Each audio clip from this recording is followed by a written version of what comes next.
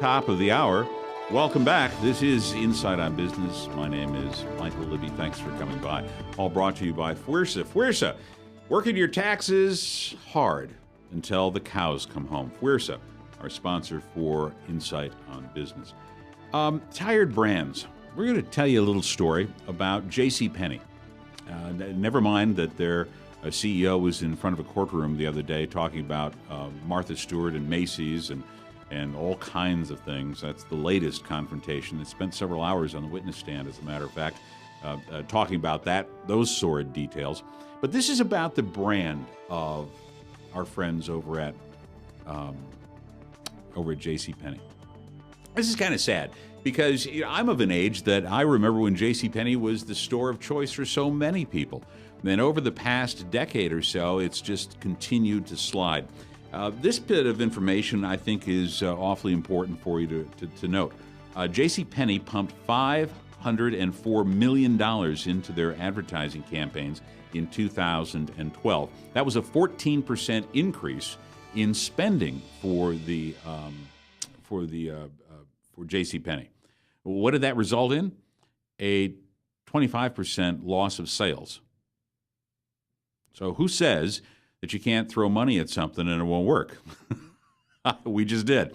JCPenney lost 25% in sales revenue over the year before. Why?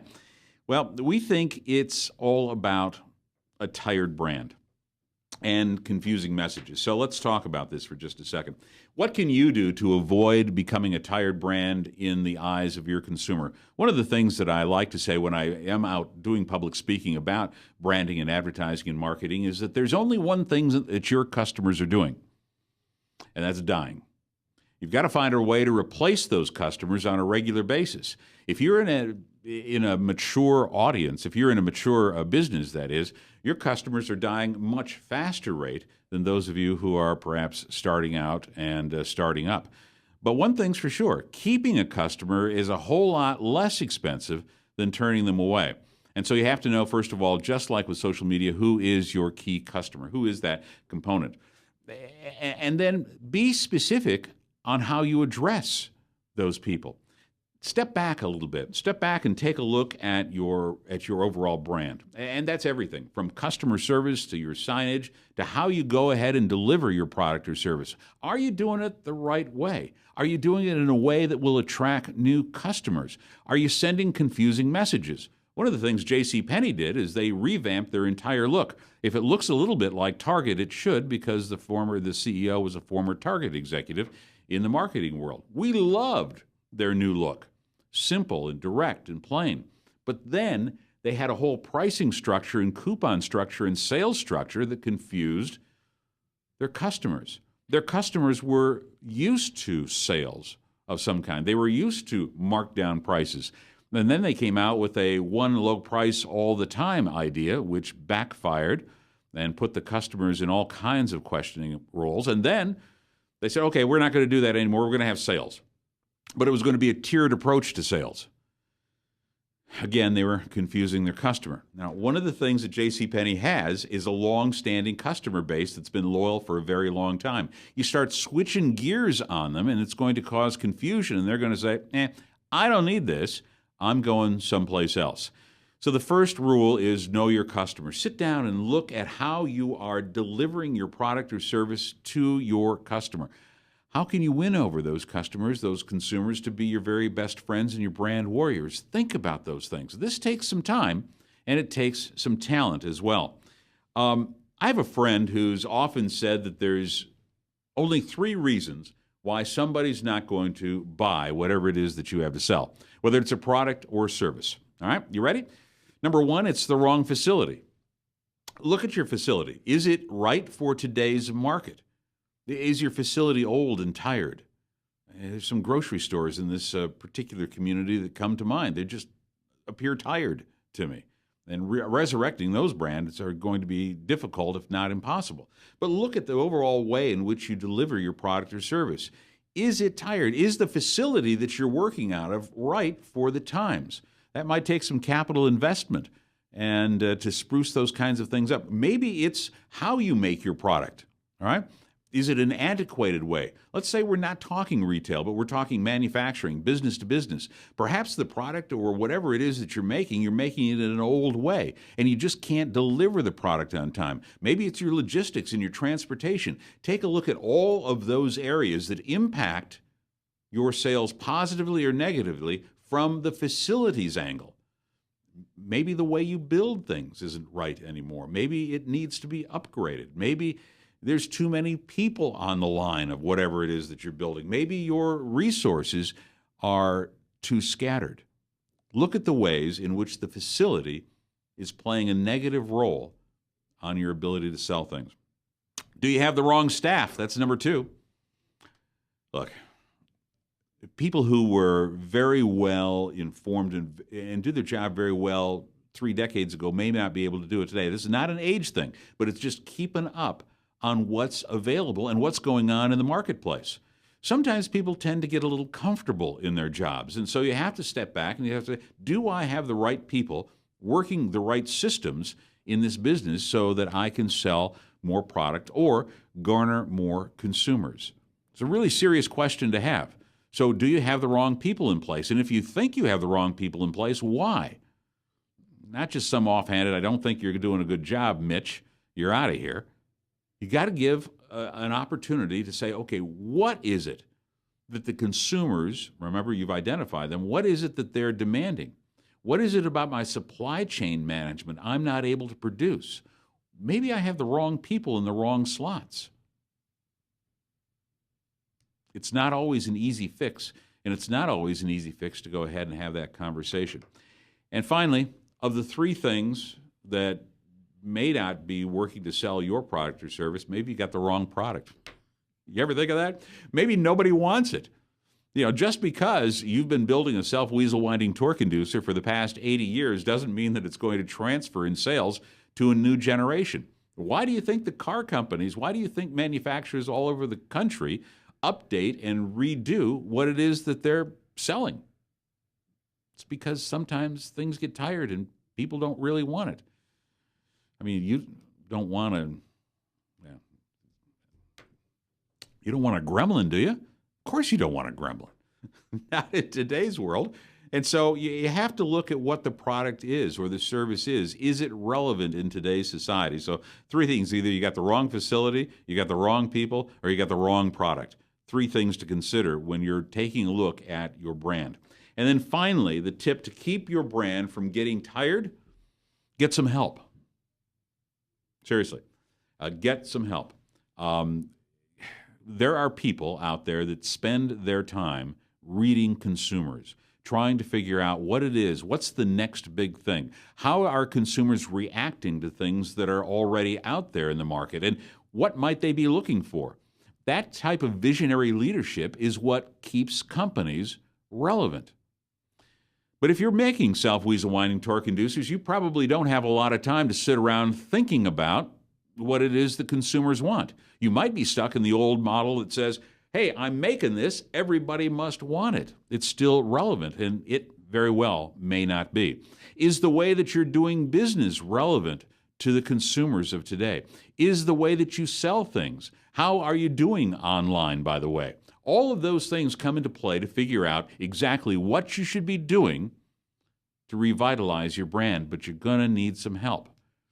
If you don't do that for a living, you're going to be wading in some very deep water and could get in all kinds of trouble before you get done. Okay, how do you revitalize a brand? You take a look at who your customer is. Do you have the wrong facility, the wrong people, or the wrong product? And then get some help. You can't do it alone to be able to read consumers for the future. We've got 11 minutes now past the hour. Thanks so very much for joining us. We're going to talk a little bit on this same line now. And this is kind of interesting. This is Jim Conley is somebody that I follow. Jim Conley is a marketing guy. And I thought this was an interesting post that he put out the other day. It was all about stop being everything to everybody. And I'm going to read a little bit about what he had to say. And this is courtesy of Jim Conley again. Most small businesses attempt to be everything to everybody, and it just can't be done. In the end, business has very little relevance, but in the end, business has a little relevance, but not enough to count. All right. So what Jim's saying, I believe, is that if you're trying to be everything to everybody, you're going to fail because you're not relevant enough to exactly what it is that the consumer wants. So let's let me give you a couple of examples. And for those of you who live in the Des Moines metro, here's a couple of really hyper-local examples of what people are doing that are spot on, and they haven't changed this for almost forever. I'm going to pick on two businesses. They don't even know I'm talking about them, but two businesses that are experts at one thing, and they continue to thrive. There's a little shop on Merle Hay and University. It's called Windsor Vacuum. All right, for those of you in the metro, you kind of know about this, but let me explain this for you. It's a little corner mom and pop vacuum cleaner store that's been in business for, 25, 30 years. Been there a long, long time. What they do is they sell and service vacuum cleaners. That's it. Now, you might think to yourself, well, wait a minute. I can buy a vacuum cleaner at Target. I could buy a vacuum cleaner at Walmart. I can buy all these things. I can buy the bags. I can do all this stuff. But if something breaks, where do you go? Well, maybe you go to Windsor Vacuum. And while you're there, you see what they have already in stock. They have cut this niche out for themselves and continue to work it and work it hard. That's what I'm talking about. There's another place. I just stopped in this weekend just to see what it was like. And this is another great example of not straying away from what it is that you do well. You're not trying to be everything to everybody. There's a little place in Windsor Heights, the village of Windsor Heights. It's called Wild Birds Unlimited. All right? So you got to think to yourself, well, what is this? Well, it's a place where you can buy feeders and waters and everything that's associated with building a bird sanctuary in your backyard. Now, if you're not into building a bird sanctuary, this place is not going to interest you one iota. If you're not into feeding birds, if you don't like all that stuff, forget about it. You're not going to find anything there that you might like. But they haven't changed in 25 years. They're still relevant to today's society. They could probably use a little bit more marketing help sometimes, I think. But the point is that they're not trying to be everything to everybody. They don't have patio furniture. They could, but they don't have patio furniture. They could have dog food, but they don't. They're settled on one thing, and they're doing it well and consistently. So what does Jim Conley say about this kind of a thing? And we come back to that whole area of knowing your customer. Decide who your ideal customer is right out of the gun. We talked about that several times. If you know who your ideal customer is, identify that person and then talk to those people. Of course, one of the great ways that you could talk to those people is through social media. And we've already covered that. But talk to those people, write for those people, engage those people, hang out where those people hang out. Use their language. If it's a dog food store, or if it's a bird place, or if it's a plumbing shop, use the language that your customers use. Study what matters to them.